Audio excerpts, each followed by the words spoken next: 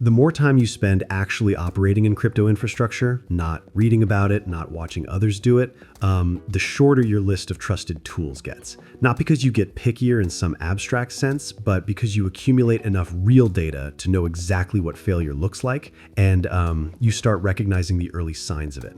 That process of elimination is essentially what this channel documents. And today specifically, I'm going in on non-custodial swap services, a corner of this space that I've been stress testing for the better part of this year. Real transaction, every click visible, nothing skipped. And then the reasoning, the architecture, the fraud detection methodology I've developed, all of it. Because knowing how to use a tool and knowing whether to trust it are two completely different skill sets.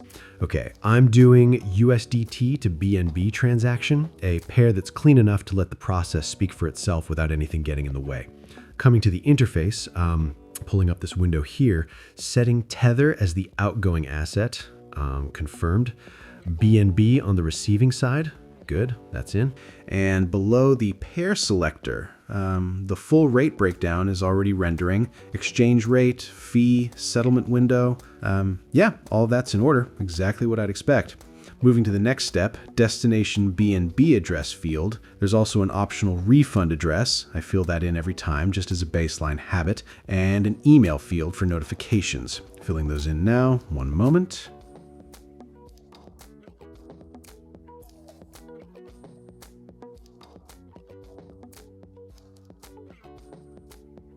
All right, done. Continuing, so this is the confirmation screen. Full order summary before anything finalizes, going through it carefully.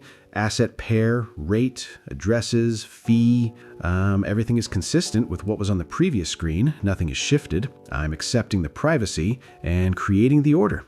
Good, order's up. Platform is waiting on my end now.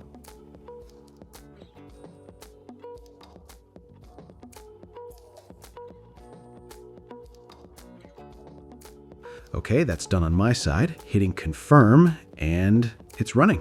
Executing automatically from here. BNB routes to my wallet should land shortly. And while that processes, this is the window where I want to get into the actual structure of what's happening, because the mechanics here are what make this worth understanding. The central question in any swap service is this: where do the funds exist between the moment you send and the moment you receive? On a non-custodial platform, the honest answer is that they're on-chain the entire time. There's no platform wallet they pass through, no intermediate address that the service controls, no window where possession shifts away from me.